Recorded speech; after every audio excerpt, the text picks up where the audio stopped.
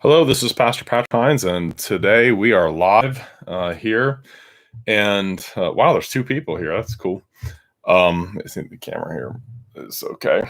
I really didn't have a whole lot I was going to talk about today. There were a couple of emails I got that had some good questions. One was a tough question about the Sabbath day. It's a question that I've had to address in my own life. I lived in Ohio, where our families live, about getting together with family, especially if they're family that don't they're not churchgoers, or they don't profess to be Christians. But often it's the only time that people get together is on Sunday. What about doing that? And certainly we want to have we want to be committed first and foremost to following and obeying God and doing what we believe is right in the sight of God first. But I used to be a little bit more rigid in my application of the Sabbath commandment, but it's not that I think the commandment requires less of us. But when I first became Reformed and first was introduced to the Reformed confessions, you're not allowed to do anything on the Sabbath day. Your worldly employments and recreations, and only the public and private exercises of God's worship. And the thing is that it's important to remember that the commandment also requires a holy resting, a holy resting. You cease from your normal vocation. That's really what's at the heart of the commandment. When you actually look at the wording of it in Exodus chapter 20, I'm going to pull it up here, Exodus 20. I still haven't figured out how to put the Bible thing up on my camera when I'm doing a live feed. I can do it. You've seen, if you are a subscriber, if you watch any of my other videos, I can pull up stuff that you can see on the screen. I can't do that when I'm live streaming for some reason. I know there's got to be some way of doing it. I just don't know how to do it. So anyway, okay. The commandment in Exodus chapter 20 says, remember the Sabbath day to keep it holy. That's a real important opening phrase there. That term, kadosh, to keep something holy, to be set apart. So the Sabbath day is a day that's different from the other days. And here's how it's different. 6 days you labor and do all your work.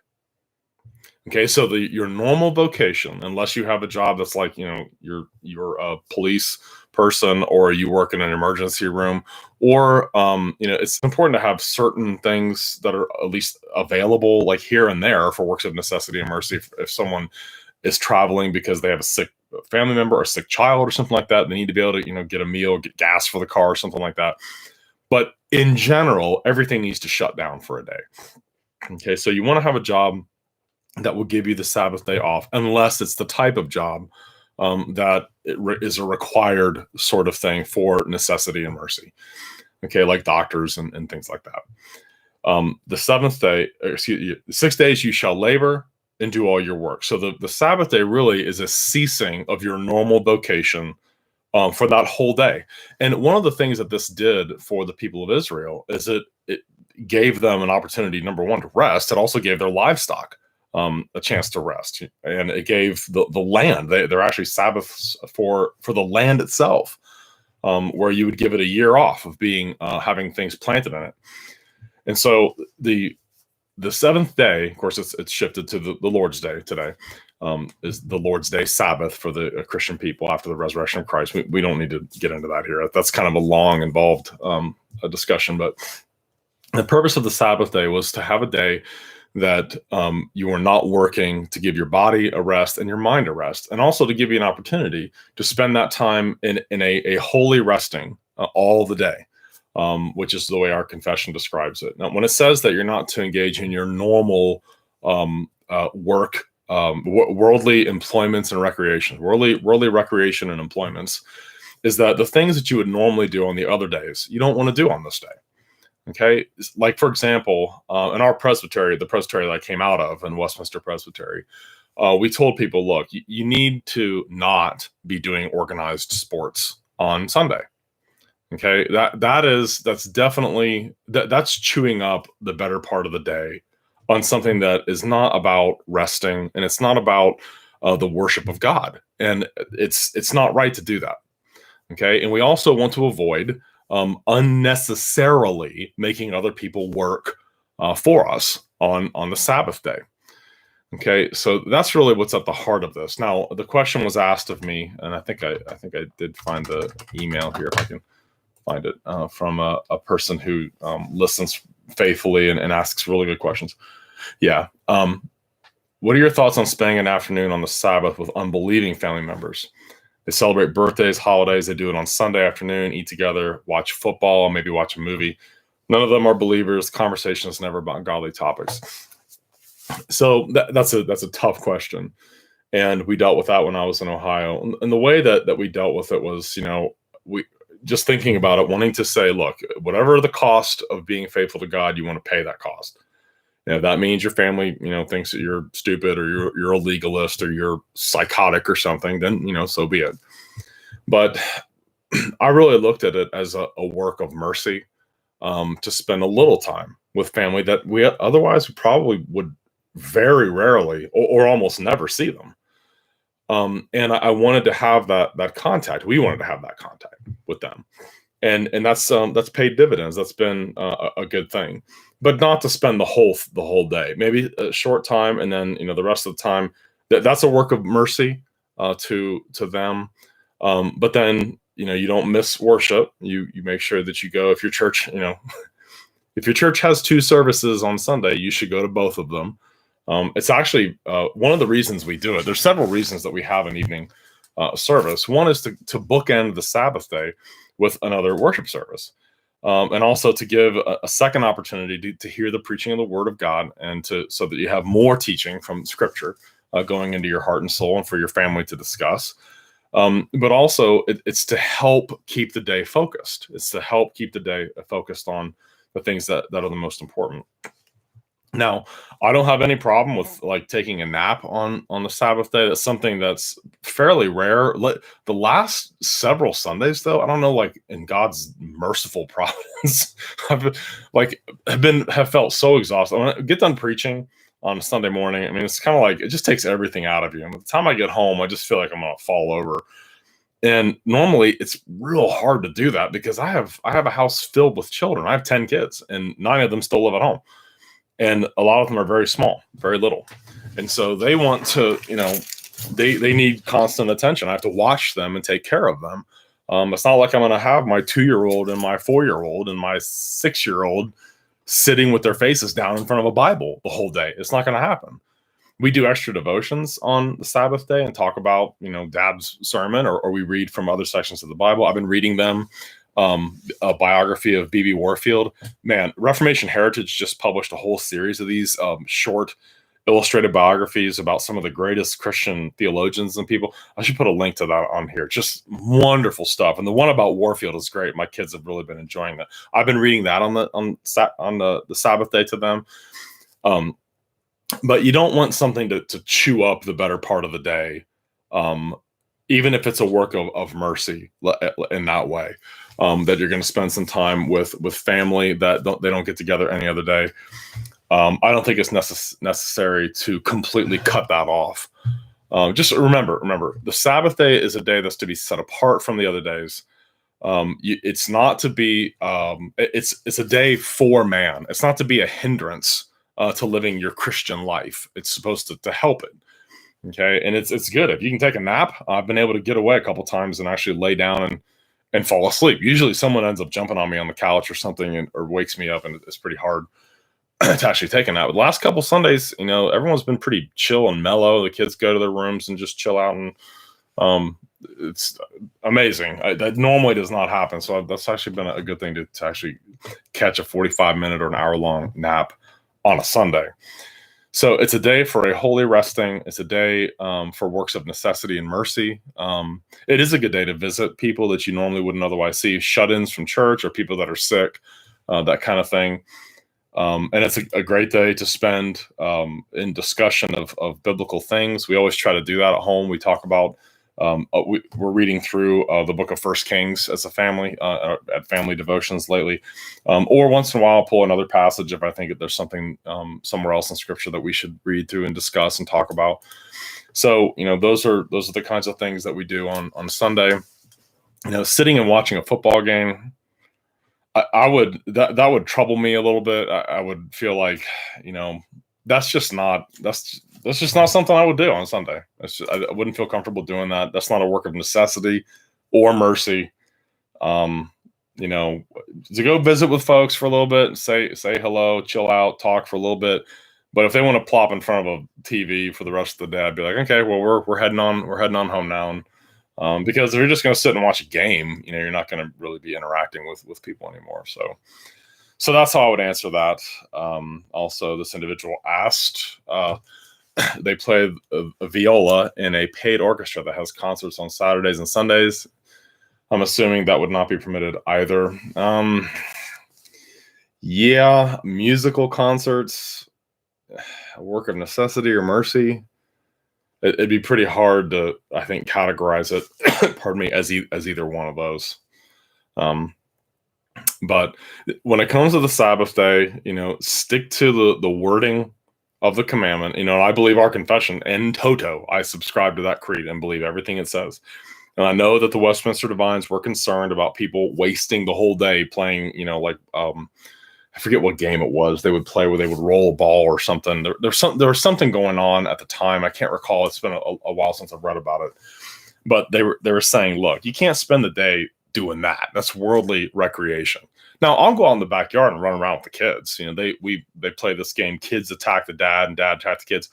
We'll do that 10, 15 minutes. I mean, the kids will pop and explode if you don't get them outside to run around or something.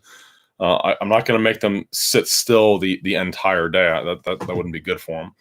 We'll go hiking sometimes, go for walks. I know there are reform guys that you shouldn't, walk a certain too far or something. And I'm thinking, that's awfully close to some of the Pharisaic stuff in the Talmud about, you can't walk more than this number of paces. That's pure nonsense. I'm sorry. That's legalism. That's not taught in Scripture. Holy resting all the day is going to mean different things to different people. But what you want to make sure is, in your heart, you're not looking for ways to make the day just like every other day. The whole day is to be holy, meaning that whole day is set apart. It's supposed to be different from the other days of the week.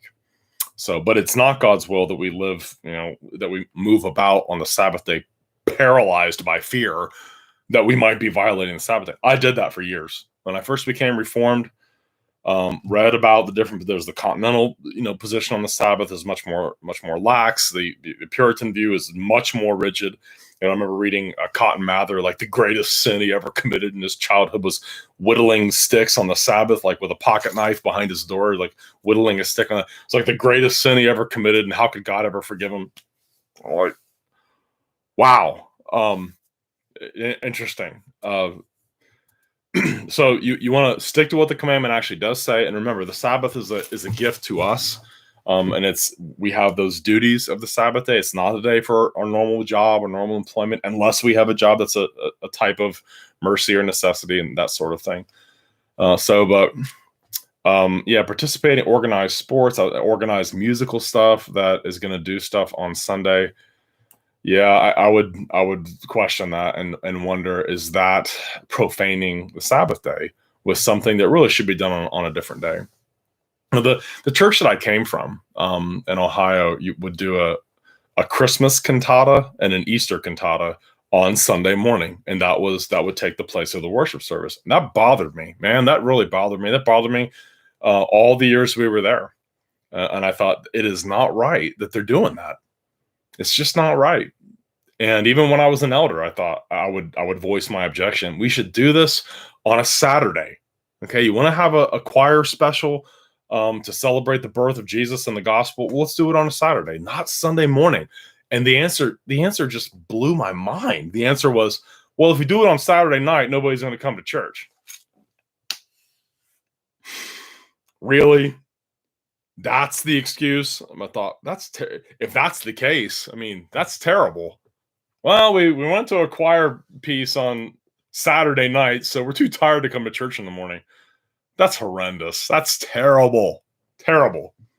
Okay, so you don't want to do that. I mean, Sunday, the organized thing you do on Sunday is worship. It's corporate worship. That's the thing that you do. And I encourage people, if you have a church that has an evening service and there ain't many of them left, you should go to the evening service. When I was a regular church member and then, became a ruling elder, we would, bring our babies to church. We've had health issues that have made that difficult over the past few years with my family. But we, as much as humanly possible, we'd be there for all the services, and made sure that we not only were there because we felt it was right to do that. If your elders call a worship service, you should be there. We always thought that was the case even before I was an elder or a pastor. But also just set a good example for your children, and also set a good example for other people in church, for people that are younger than you in the church. You want to show them this is the way you live your Christian life. This is the kind of commitment that you need to have to your local church. You need to be there for it. So, okay. Have you asked Al Baker why the pastor at the church plant in Clarksville, Tennessee was not qualified for ministry? Nope, I've not. And plus, if I had, I wouldn't discuss it in a forum like this. Not at all. Not at all. You might ask him. Maybe you should ask him. I'm not sure I fully understand what all went down with that. Okay, thanks for the Machen series. It was it's like it was written last week. Yeah, seriously. Even though that book is about 100 years old now. 100 years ago, and you have to keep hitting yourself on the head, thinking he was writing this in the 100 years ago, but it sure sounds like he wrote it last week. It was pretty remarkable. Okay, 3 services. You have Paul Garvey. You have 3 services on Sunday. Wow. What time are those services? Are they all 3? So does the pastor preach 3 different sermons, or does he preach the same sermon 3 times?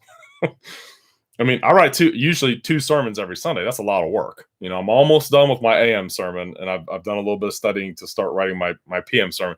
Friday is like my evening sermon writing day. But yeah. Okay. Oh, come now. Al Baker acted unjustly. Come on, man. This isn't whoever monogerism soli deo gloria. This isn't the place for that.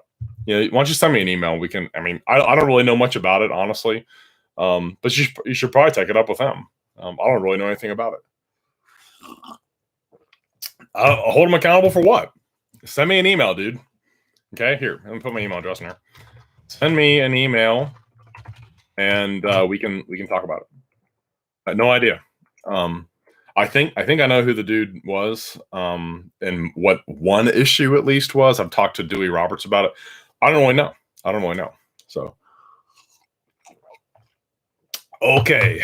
Let's see. I thought there was one other thing. This person had asked about in another email. He said, "Oh yeah, I'm looking for covenant theology stuff and Sabbath." Yeah. These are good topics. I'm gonna try to get to more of this stuff later. Pardon me. Good stuff. This is good stuff. Good questions. And okay. The only other thing I was gonna try to address today, just briefly, was the importance of. Okay, you have more than one pastor. I was gonna say, if you have one pastor that's doing three separate sermons, on Sunday, then that's pretty impressive. He's actually got time to do that in a given week. LOL, you joined Vanguard. I sure did. That doesn't mean I'm privy to everything. Okay, why don't you send me an email? All right, and we'll discuss it. All right, whatever it is you're talking about. Here's my false mug for when I talk about things that are false. I wanted to talk about the importance of the local church, the importance of being a part of the local church, and loving your local church. And when I was an undergrad, I was thinking about this earlier today, and went to Ohio University and got there in 1993. 1993 is when I graduated from high school. And I might not have even been a Christian yet. um, I knew that I needed to make a lot of changes in my life. And I remember when my parents dropped me off there at the dorm, freshman dorm, 415 freshman guys in one dorm there at Ohio University. That place was a zoo. And I thought, man, I need to get my act together. I really need to focus on God. I really need to start reading my Bible. I need to do something because I was not doing well in life in general. My parents had done so much for me and tried to help me and lead me to Christ and help me along the way there. But I was pig-headed and dumb and made a lot of dumb decisions, and was really wanting to turn things around and really turn back to God. And, immediately was introduced through my sister. My sister was a senior there at Ohio University. And I immediately got involved with Campus Crusade for Christ. And my sister, encouraged me to do that. And I met some really great people there at Campus Crusade for Christ, one of whom ended up being really one of the most important people I have ever met. His name was Rich, and I believe he is a seminary professor somewhere now. But he was just such a wonderful guy, and I just loved him so much. He was so kind to me, and he reached out to me, and he, God really used that guy to encourage me in my walk, and encouraged me to focus on Christ and to read my Bible and to fight against sin. And I just loved him so much. He kept encouraging me to come to a men's event that my freshman year. And he had a special talk that he was going to do. And it was just life altering. It was so good. There were about 80 guys that went to this. And listening to him talk, it was just such an encouraging thing. And it really was a game changing event. I was listening to Rich talk about being a Christian and the struggles that he had as a Christian young man, and they were similar to my own struggles. And it was kind of like it was a real game-changing event. And I was very thankful to God for Campus Crusade for Christ, and also especially for that guy, for my friend Rich. And I've wanted to try to find him and reconnect with him. I mean, that was, my goodness, that was like 26 years ago. But he was just such a great guy. He's a great man of God. So there was that, and there were other groups on campus that I visited and went to a couple times. The Navigators had a Bible study that a number of people went to that I knew, and I met a lot of people. I met a lot of Christian people there in Athens, and on that campus, Ohio University at the time had about, I don't know, maybe 23,000 students. So it was a big school. It was a really big school. And most of the people in the town there were college students. But it was also a very immoral and very liberal school. And there was a lot of partying and a lot of drinking, and a lot of promiscuity and a lot of stuff like that going on. And so the Christians there were real Christians. Like you couldn't be kind of a fence sitter at Ohio University. It was you were either in or out. You were either a follower of Christ or you were not. So the people that I met there were some of the finest Christian people to this day. Some of the best Christian people I've ever met. And two guys I met in Campus Crusade for Christ at the Bible study that met in that freshman dorm ended up being roommates with them my sophomore, junior, and senior year. And both of them were in my wedding. Were in my wedding party. And so it was a great thing. But one thing that for me was a little bit different than the experience of some of the other Christian kids that I met there in college when I was an undergrad. I always felt a little bit uneasy about these parachurch groups. Like Campus Crusade for Christ, I always kind of thought, there were basically two relatively conservative churches in town there, and the rest of them just kind of weren't. And so if you were a believer, you went to one of these two churches. And so you would see the staff and the people that were the most involved pardon me, with Crusade and the Navigators and there were a couple other Christian groups there. They would be there at church on Sunday, but it was just kind of like that's where they went on Sunday. The real action was their parachurch stuff that they did. And even when I was 18 and 19 years old, I just kept thinking, there's something wrong with that. There's something wrong with that because Jesus did not found parachurch stuff. He founded the church. Now, I was reading the Bible all the time back then. I read scripture a lot, but as far as reading good theology, it just wasn't really a part of my life yet. That wouldn't come till later. But I read the Bible enough to kind of see that, there's no connection, or very, very little connection between some of these campus groups, these campus Christian groups, and a local church. It seems like they do their own thing, and the real action is our parachurch group, and we punch the clock on Sundays and go to these buildings and sing and do worship and stuff like that. But the real action is our parachurch ministry and this movement that we're part of. And I always kind of thought that's a little strange.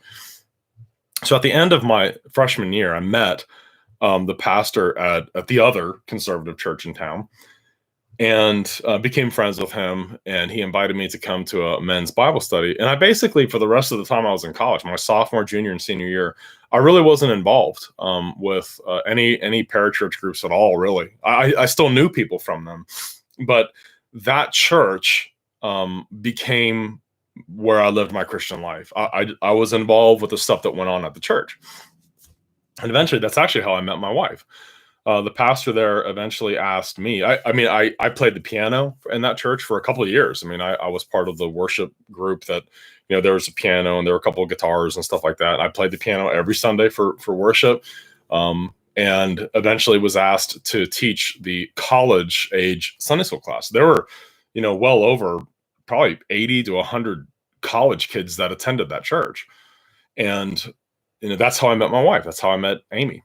Because the pastor, he wanted to have a guy and a girl to kind of lead that college fellowship group, so that there'd be a guy to kind of talk to the guys, and there'd be a girl that could kind of be a mentor to the college age girls.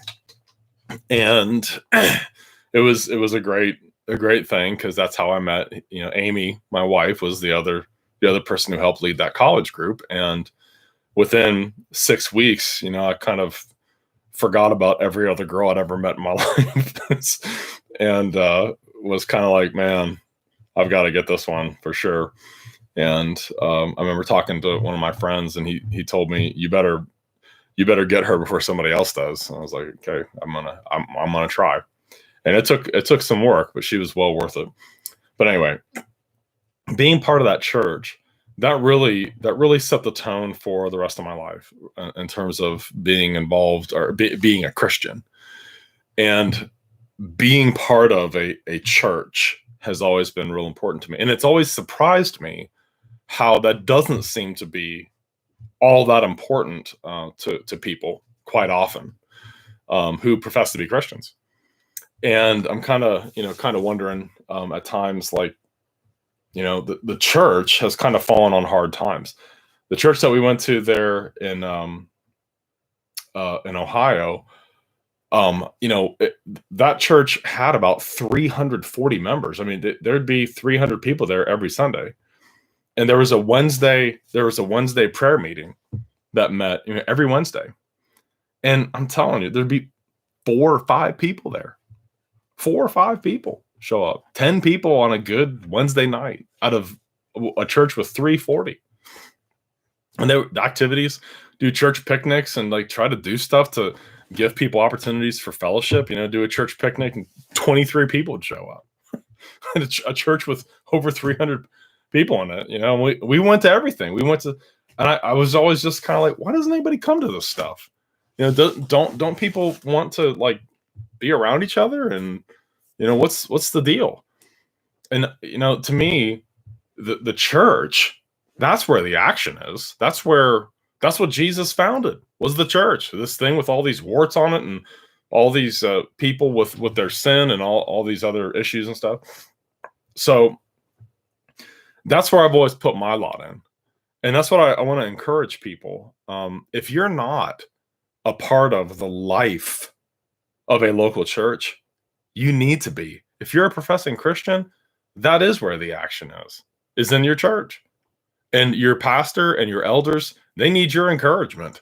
And they need you to get behind them and to encourage them and to write them notes and to let them know that you pray for them and attend stuff. That's one thing. There's 3 guys here at the church that are doing seminary work that feel a sense of calling to the ministry. And I really want to do everything I possibly can to prepare them for ministry. But there's a lot about ministry work that's really hard. I mean, you'll work your fingers to the bone and study so hard and write and preach and work to perfect sermons and messages and lessons for stuff, and people won't come to it. You'll be like pray and work on stuff, and nobody shows up. Nobody wants to hear what you have to say. And it's like, man, you're down there in the text of scripture working and you're all fired up and excited about what it says, and you'll do stuff and very few people will show up. Sometimes it can be extremely discouraging. And yet, you think, well, everybody does see themselves as a professing Christian. And yet there's, at times very little commitment to the local church. Now, I haven't found that to be the case as much here in Tennessee. Not at all. I've been very impressed with the commitment level of the members of the church here. And the church I came from, though, I was always a bit surprised at the lack of attendance and people falling asleep and stuff. That's one thing that blew me away, was people sleeping when you would try to preach. I mean, I'd be standing up there preaching my guts out, and it'd be people like, nodding off. There's a guy in that church that I have no memories of this guy being awake. He figured out a way to sit there and prop his head up on his chin, and he would sleep the entire service unless everyone had to stand to sing or something like that. It was unbelievable. You know how when you sit in a church, you tend to sit in the same places. So this is before I was a pastor. I always sat with this guy like right up here next to me. And it was just, I mean, you couldn't help but notice it because his head would nod a little bit. It was weird. He would sleep the entire service. And I thought, what's the point of coming to church and just sleeping the whole service? Just so weird. So weird. But anyway, the church in our country today, it's fallen on hard times. It really is. And there's such a need for expositional preaching that's doctrinal to the core, and the teaching of the Christian faith, especially to the young, and teaching them apologetics, teaching them how to be confident, engaging people in evangelism, and not getting scared or nervous, and just being calm. And also what it is to live the Christian life. I mean, you want to participate in the life of your church, but the primary place for the Christian, though, is out there in the world, is out there being married, or if you're married, is working your job and having integrity in your job, and doing an honest day's work for an honest day's pay. Christians should be the very best at everything like that. We should be the most reliable employees, and we don't wits the people on company time. If you're going to talk to people about the gospel, you do it during lunch or after work, or if you're on a legitimate break. Some people take breaks every 10 minutes. That's not appropriate either. But I just want to encourage everybody to be sure that you love your local church. It is not for the faint of heart to be an elder. It is not for the faint of heart to be a pastor either, because no matter what, somebody doesn't like what you have to say or how you have to say it. No matter what, people are going to get upset at you. I made the comment when the coronavirus thing happened. We did live streaming, I believe, shorter than any church that I know of in this entire, within 100-mile radius of where I'm sitting right here. I think we live streamed for 4, maybe 5 Sundays. And then we reopened the church and got right back to it. And I preached a sermon on how, whether you agreed with that or not, that should not be a reason you leave a local church. We should love with a love that covers over what we perceive to be a multitude of sins in others. This is not worth leaving a church over. And I knew that no matter what I said or how I said it, that we'd probably lose some people. And we did. There are people who think that people from churches all over the place, and you hear fussing and all sorts of things. People shouldn't have opened as quickly as they did, and they're putting people at risk. And some you shouldn't have closed at all, because you're saying the magistrates don't have the authority to do that. Of course, our magistrates never ordered us to do anything. So even if we had wanted to get in trouble with the magistrate, if I had stood on the steeple with a megaphone, "We're having church, we don't care what the magistrate says," they'd be like, "We didn't tell you to do anything. We didn't give you any orders. Okay, we made a recommendation. Okay, there's a pandemic. This disease looks pretty nasty. You might want to stay home so it doesn't spread. If it's in this area, we certainly don't want to spread it if it's as contagious as people are saying that it is." I think that we were misled pretty badly by a lot of that stuff, honestly, and we all think that. But at the time, we still think that we made the right decision given what was available to us. I mean, I've never seen anything like it. I never heard of anything like it. Where you see on the internet, I mean, every country on this planet, except, the continent of Antarctica, but every other country in the world is keeping track of cases and deaths and all kinds of stuff like that. And we thought, wow, maybe we thought the best decision was we should, live stream for as short a time as possible. That was always the goal, as short as possible. We want to keep people safe. But I did that thinking this is going to be a good test. Actually, this will be a good test. How committed are people to their membership vows? How committed are they to the local church?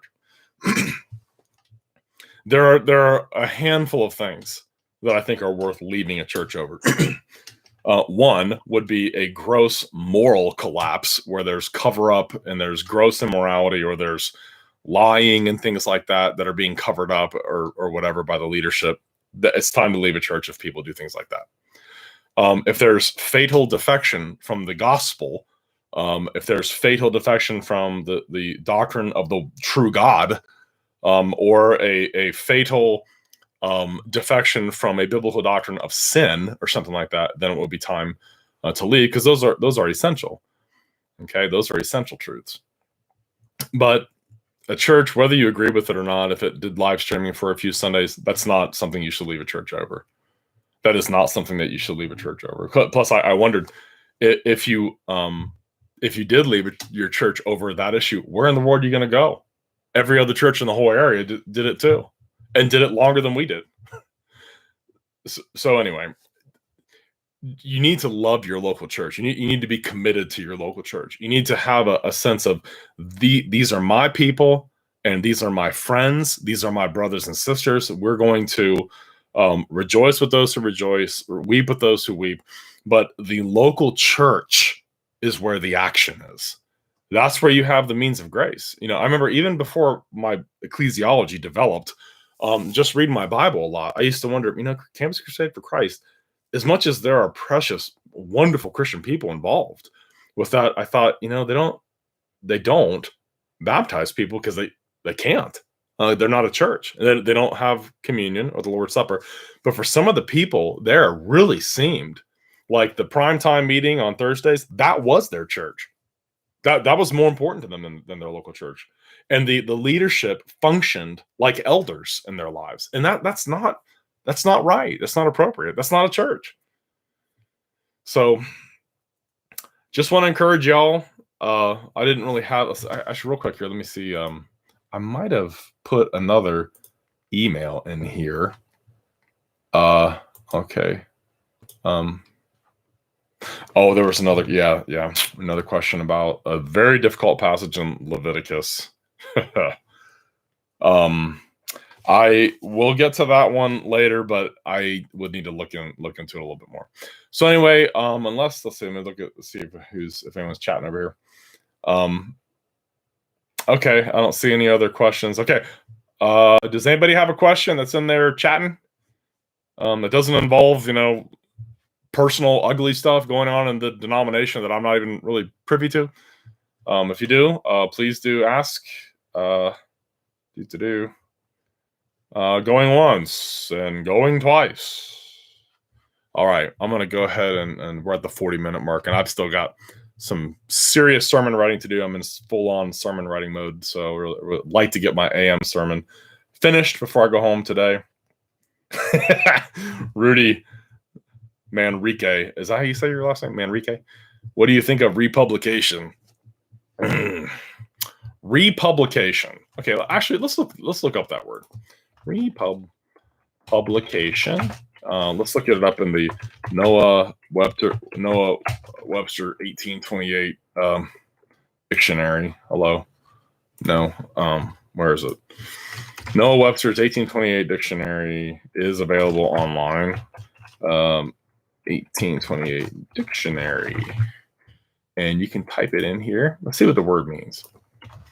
Republication means a second publication or a new publication of something before published. Well, what do I think of republication? The Covenant of Works was not republished at Mount Sinai because it can't be republished. There can no more be a republication of the Covenant of Works than there could be another incarnation of the Son of God.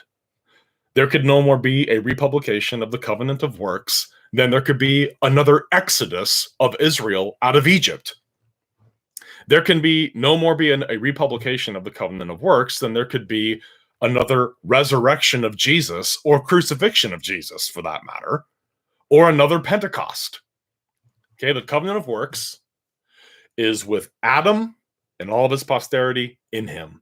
Now, if you're going to say it's republished at Sinai, okay, who's the new covenant mediator then? Who's the new representative of the entire human race then?